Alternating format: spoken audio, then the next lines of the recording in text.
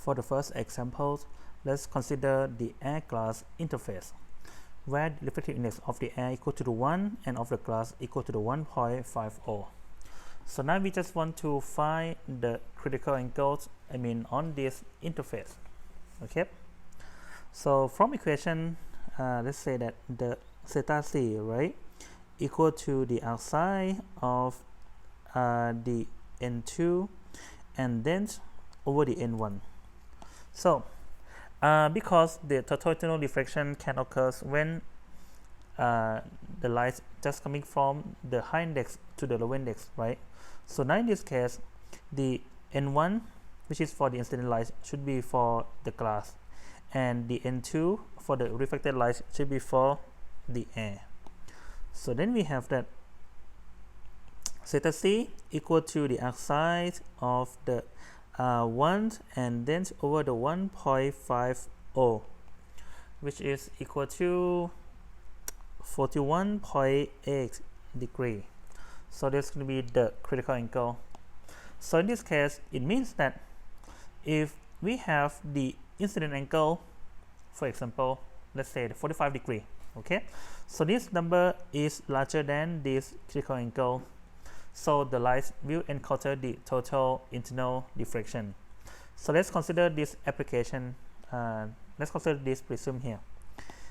If we have light coming from this direction, okay, and then hit this interface between the air and then the glass, so now some part of the light will be just reflected back to the air, and the other part must be transmitted into the glass, right? So it just go to something like this. Okay, so now at this interface, right? Okay, so let's just write down the normal line here.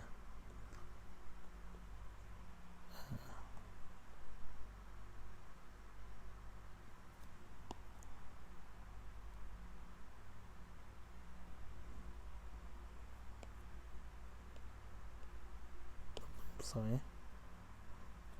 Oops. Okay, so let's say that this will be the normal line. Okay, normal line on this interface. So here we have the light coming from the glass and then to the air. Okay, coming from the glass and then to the air here. So what is this incident angle? So let's see. If this one equal to the 45 degree, right, and then we know that this angle is 90 degree. Okay, then so this angle is going to be the 45 degree as well. However, this angle equal to 90 degree, okay, because this is the normal line, right? It's going to make it 90 degree to this interface here. So then we have this equal to the 90 degree, but now this one is 45 degree. Then finally we can have that this angle is going to be equal to the 45 degree as well. Okay, so let's see. So now we have, so this can be the incident angle, right, on this interface. This incident angle is greater than this critical angle. It means that this light must encounter the total internal diffraction. So if you just reflect to, let's say, to here, right, to here, okay. Then, okay, we can have normal line again.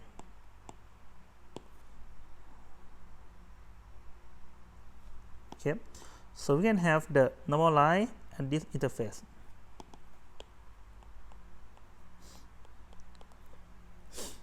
Okay, so this is 45 degree and this is going to be the reflected angle, right, equal to the 45 degree as well.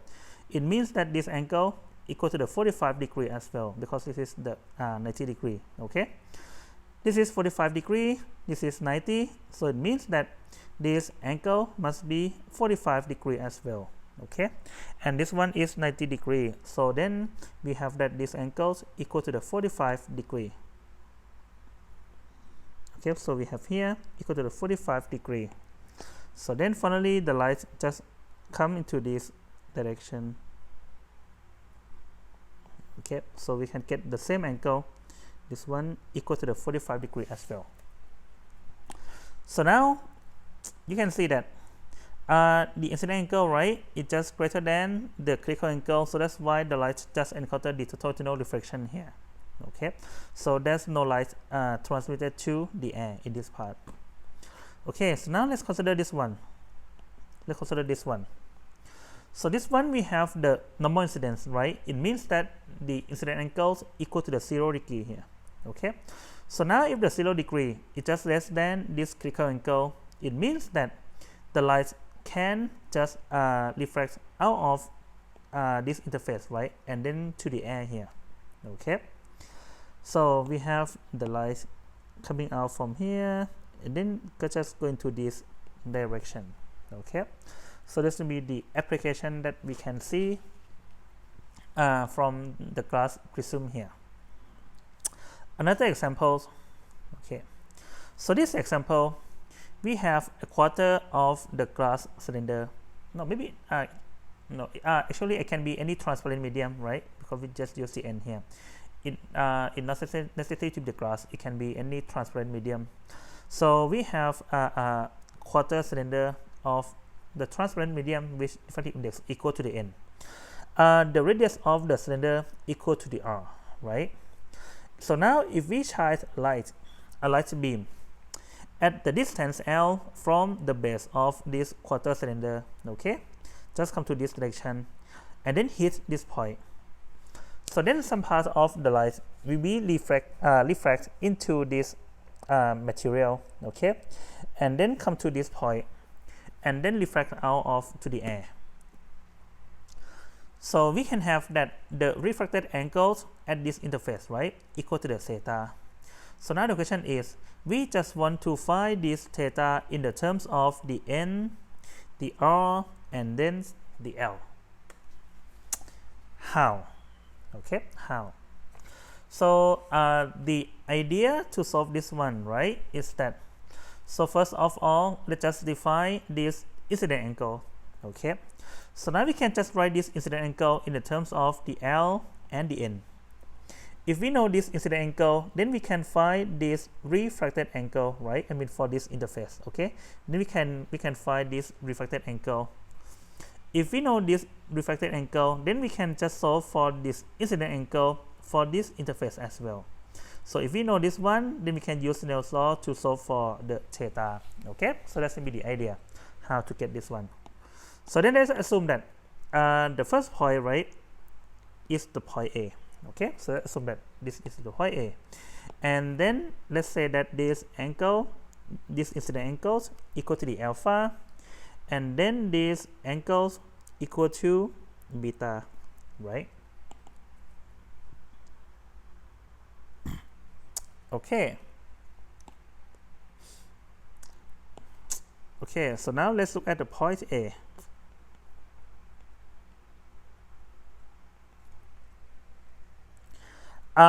We can find the relation between the alpha and the beta using the Snell's law. We have the n1 times the psi theta 1 equal to the n2 times the psi of the theta 2, right? The n1 is to be the refractive index of the incident light, so it's in this area, equal to the 1. Okay, so now for the psi theta 1, so you can see that the incident angle is equal to the alpha, right? So we have the psi alpha here equal to the n2. N2 is of this medium, which is equal to the n, and then times the psi theta 2. Theta 2 is the refracted angle, in this case just equal to the beta.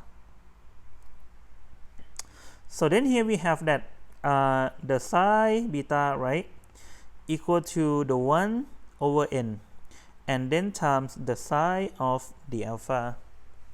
But we say that we just want to write down the psi alpha in the terms of the R and the L, right? The R and the L. Okay, so let's consider this angle. Okay, compare this angle to this one. So you see, it means that if this angle is equal to the alpha, it means that this angle must be equal to the alpha as well. So then we can say that this angle equal to the alpha. But then what is the psi alpha? The psi alpha is equal to okay, so let's look at this triangle. Okay, the sine alpha equal to opposite and then over the hypotenuse, right? Opposite. So this is the opposite and then over the hypotenuse. So we can have that the opposite equal to the L, right? This is equal to the L. And then this hypotenuse is going to be the radius of the cylinder, which is equal to the R as well. So we have the L and then over the R here, right? For the sine alpha. Then, okay, we have that the 1 over the N and then times the L over the R. And that's it. Okay. So now you can see that we can just write down, the sine beta in the terms of the L, N, and the R, right? Okay, the next step is we need to find this incident angle for this interface. So let's say that this is the point B. Okay, let's say that this is the point B. So we just want to find this incident angle, for this interface here. So, okay. If this one is beta, right, and we know that these angles equal to 90 degree, okay, just here 90 degree, and then these angles equal to what? Equal to 90 degree and then minus the alpha. Okay, so let's say that this angle, okay, this incident angle here equal to the gamma. So let's say that this angle equal to the gamma. Okay, so now we look at this triangle. Okay, so look at this triangle. The sum of the angles in the triangles equal to the 100 and the 80 degree, right?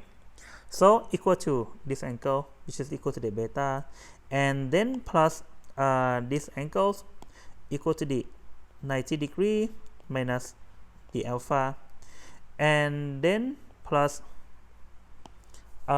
this angle, okay, this angle equal to the 90 degree and then plus the gamma, right?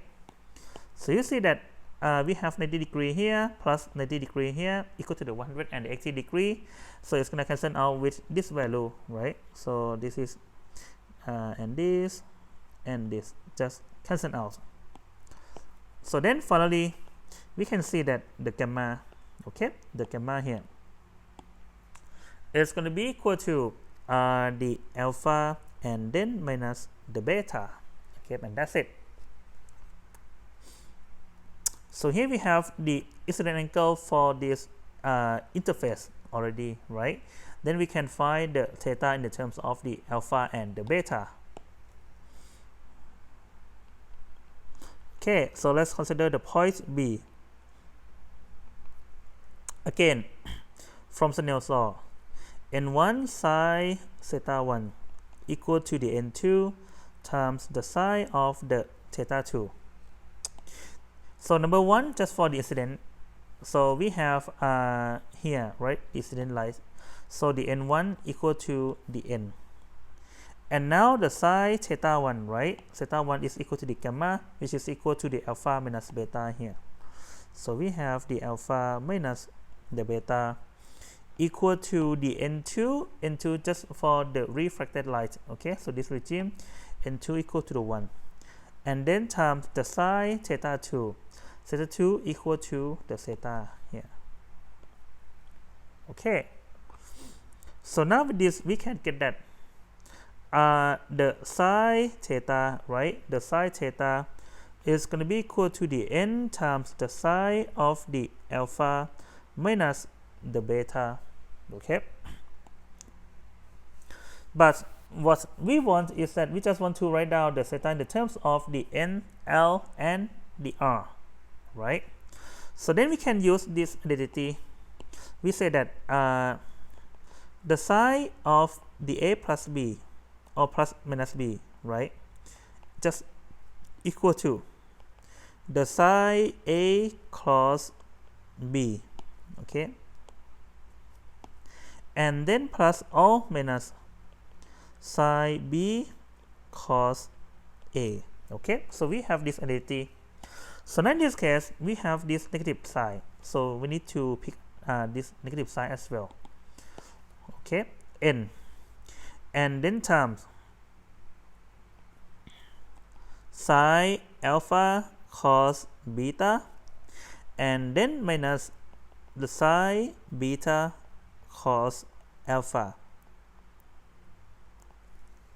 Okay, we have the psi alpha already equal to the L over R, right? We have this one already, but then we want to have and we have the psi beta already as well. We have psi alpha and psi beta. So now we just want to find the cosine alpha and the cosine beta. Okay, so this is simple. Let me just write here.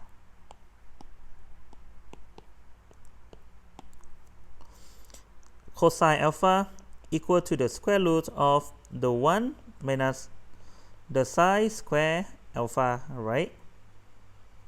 Okay, so we just plug in this into this equation, and we can get that equal to the square root of 1 minus the L square and then over the R square, and that's it. That's be the cosine alpha.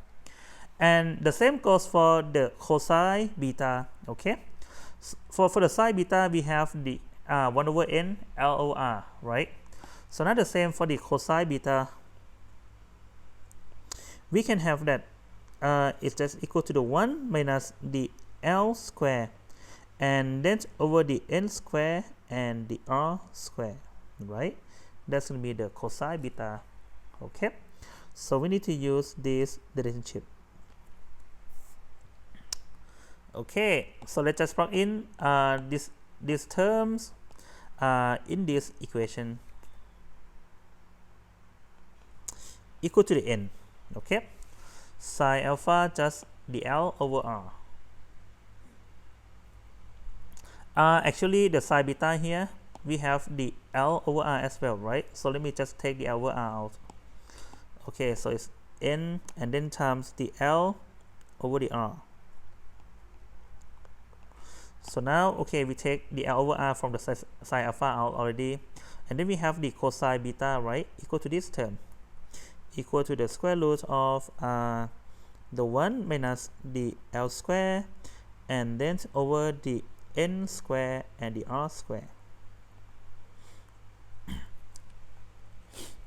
Okay, then minus the psi beta, right? Psi beta equal to the 1 over n L over R, but we just took the L over R already. Then we have only the 1 over n left. We have the 1 over the n here, and then finally times the cosine alpha, which is this term, right? So it's just the square root of the 1 minus the L square and then over the R square, and that's it. Okay, so this is the answers.